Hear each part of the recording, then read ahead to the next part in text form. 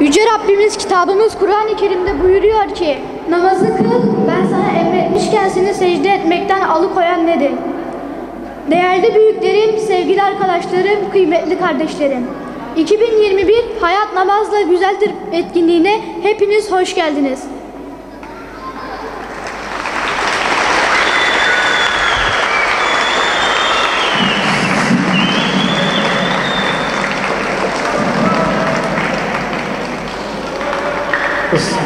Islah yok. Biz salavat çekeriz. Tamam mı? Kur'an-ı Kerim tilaveti için Seyfettin Kınay kardeşimizi sahneye davet ediyorum.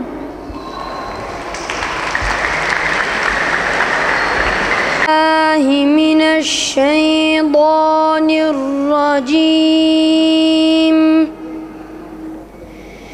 Bismillahirrahmanirrahim. Er-Rahman allemel Kur'an halakal insan allemehül beyan. Sadakallahul azim. Konuşması için Özkan Yaman hocamızı mihraba davet ediyorum. Bismillahirrahmanirrahim.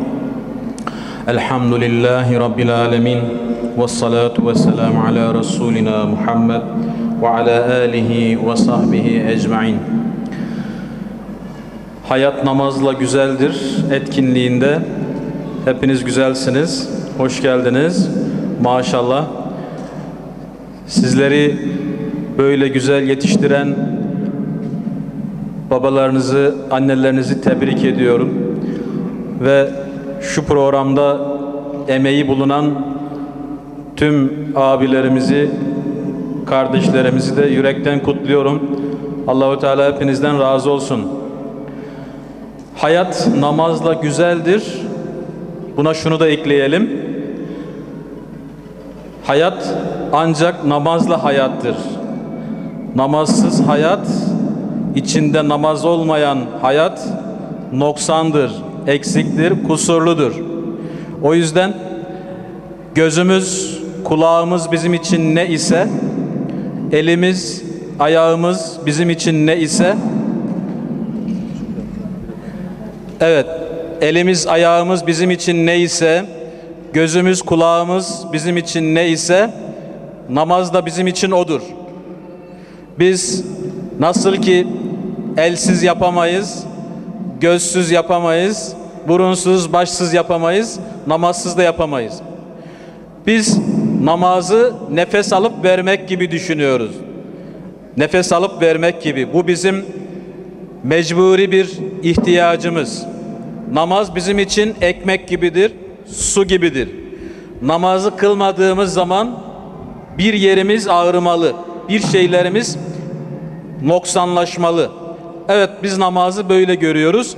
Sizin şu yaşlarda, bakın, namaza başlamanız ileriki yaşlarınızda inşallah güzel bir aile kurmanıza, anne babanıza, şu topluma fayda sağlamanıza işarettir bu dünyada.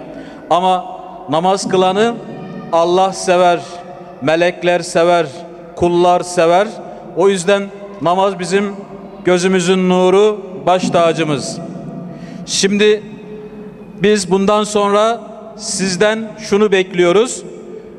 Artık hiçbir namazı kaçırmayacağıma yemin ediyorum. Her namazı kılacağıma yemin ediyorum. Bundan sonra ikindi olduğunda, akşam olduğunda, yatsı olduğunda, sabah öğle olduğunda aklıma evvela namaz gelecek.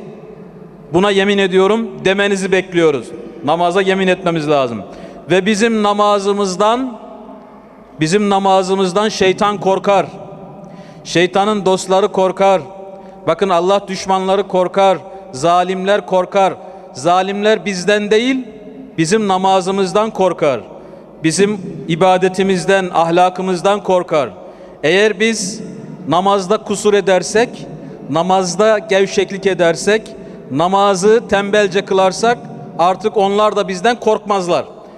O yüzden şeytanı korkutmak için, kafiri korkutmak için de namaz olmazsa olmaz. Namaz şarttır yani.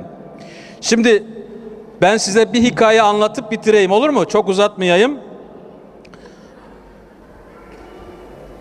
Bir tane alim var.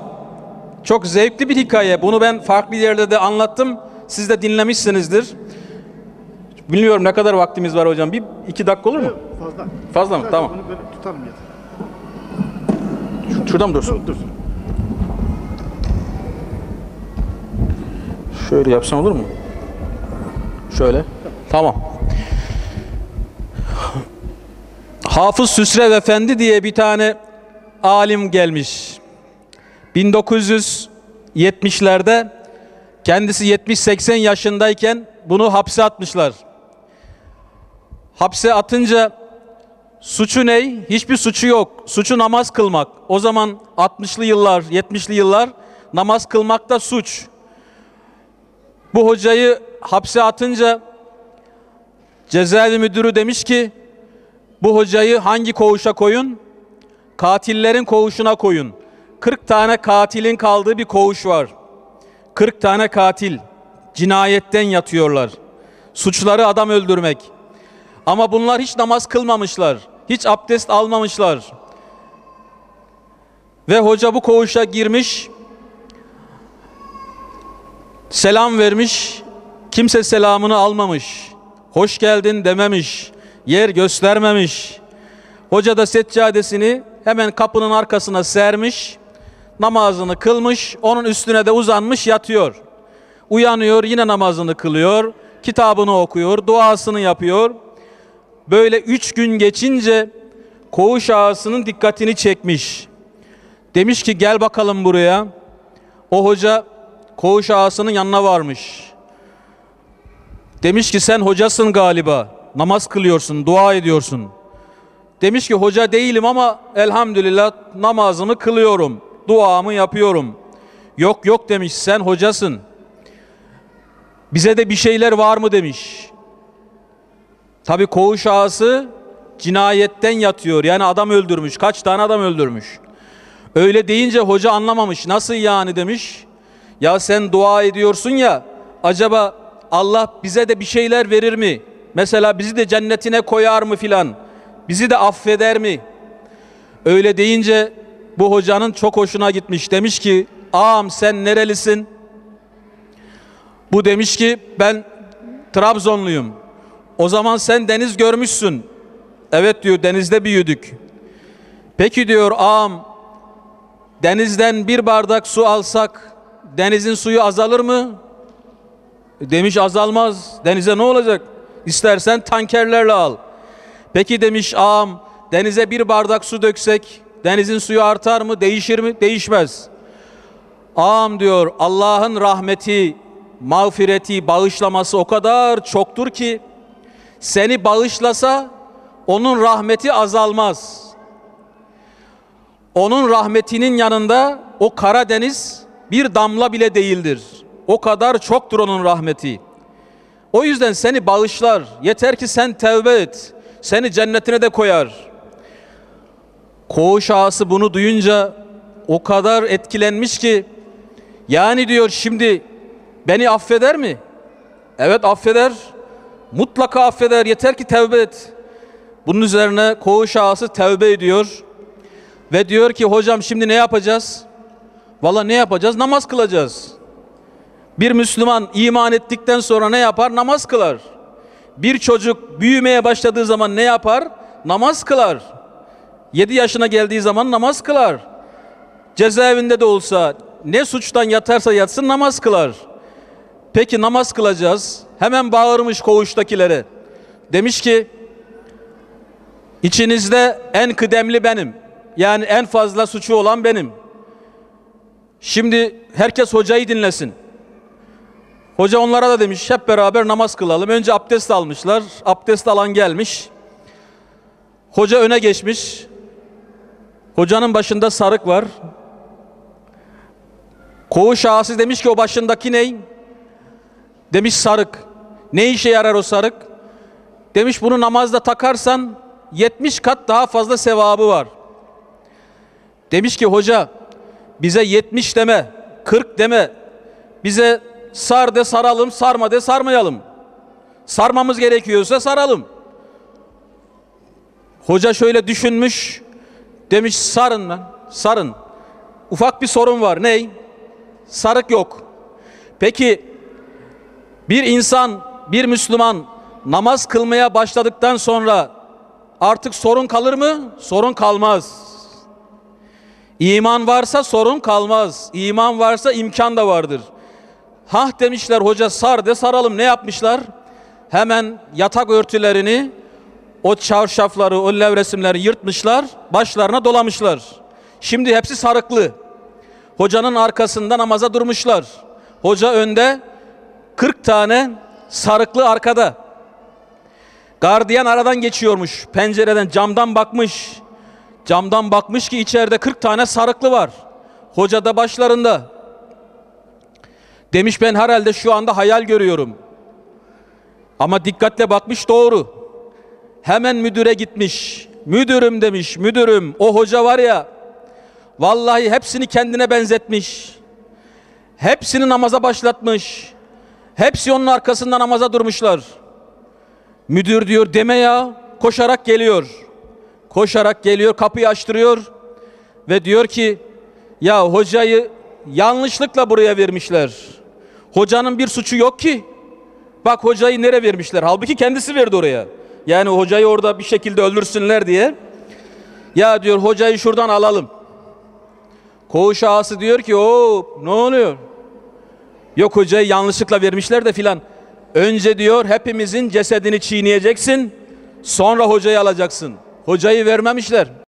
Gözümün nuru namaz, senin kulunum Rabbim. Atar seninle kalbim, senle olmak ne güzel. Namaz benim her şeyim, secde secde Allah'a. Yalvar yalvar Allah'a, namazla yönelirim şanı yüce Allah'a. Saf bağlayıp dizilmek, rükû edip eğilmek, namaz denir adına, seni en yüce bilmek. Secde secde Allah'a, yalvar yalvar Allah'a, namazla yönelirim şanı yüce Allah'a. Sensiz hayat hiç olmaz, vakit sensiz hiç dolmaz. Ne güzel der peygamber, gözümün nuru namaz. Secde secde Allah'a, yalvar yalvar Allah'a, namazla yönelirim şanı yüce Allah'a. Miftahul cenneti salatu ve miftahus salati vudu. Cennetin anahtarı namaz, namazın anahtarı ise abdesttir. Sallu kema re'eytumuni usalle. Benim nasıl namaz kıldığımı gördüyseniz siz de öyle namaz kılın. اَلَّذ۪ينَ يُقِيمُوا الصَّلَاةَ وَمِمَّا رَزَقْنَاهُمْ يُنْفِقُونَ. Onlar namazlarını dosdoğru kılarlar, kendilerine verdiğimiz nimetlerden Allah yolunda harcarlar. Sizden kim namaz kılarsa Rabbi ile özelce konuşmaktadır. Sabah namazının 2 rekat sünneti dünya ve dünyadaki her şeyden daha hayırlıdır. Fesalli Rabbike venher. Öyleyse Rabbin için namaz kıl ve kurban kes. Miftahul cenneti sela ve miftahus selati tuhur. Cennetin anahtarı namazdır. Namazın anahtarı ise abdesttir. Men selles sübhe fehuve fi zimmetillah. Sabah namazını kılan Allah'ın himayesindedir. Siz değerli misafirlerimiz için hazırladığı metni okumak üzere Mehmet Emin Daşçı kardeşimizi mihraba davet ediyorum.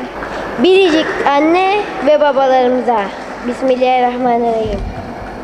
Biliyoruz ki sizler bizi çok seviyorsunuz. Bizlere ufacık bir zarar gelmesine bile tahammül edemezsiniz. Hasta olduğumuzda gecelerden sabahlara kadar başımızda beklersiniz. En güzel elbiseleri giymemizi, en güzel yiyecekleri yememizi istersiniz. Büyüyünce iyi bir doktor, iyi bir mühendis olmamızın hayallerini kurarsınız.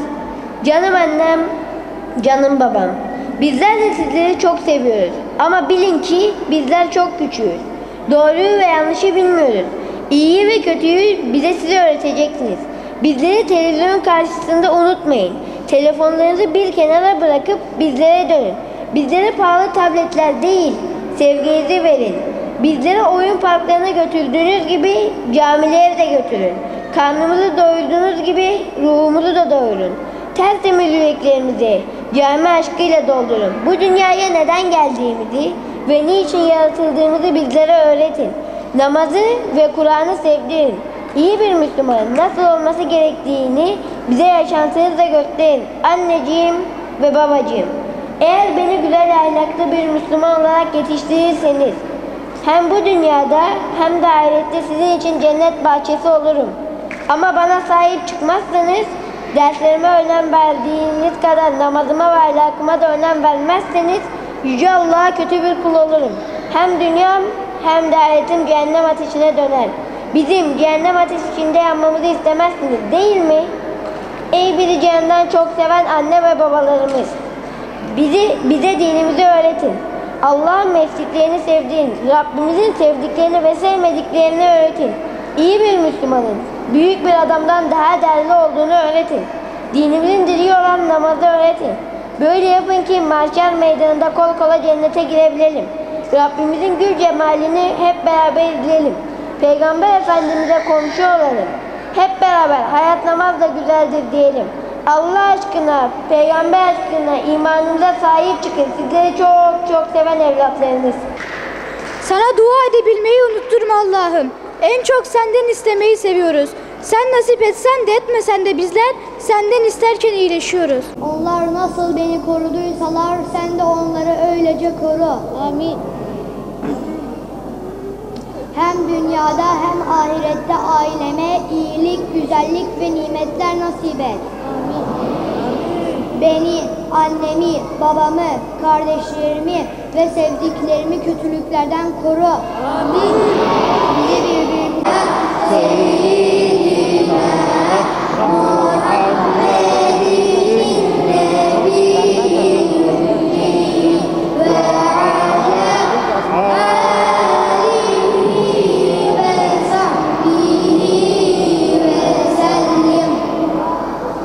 Allah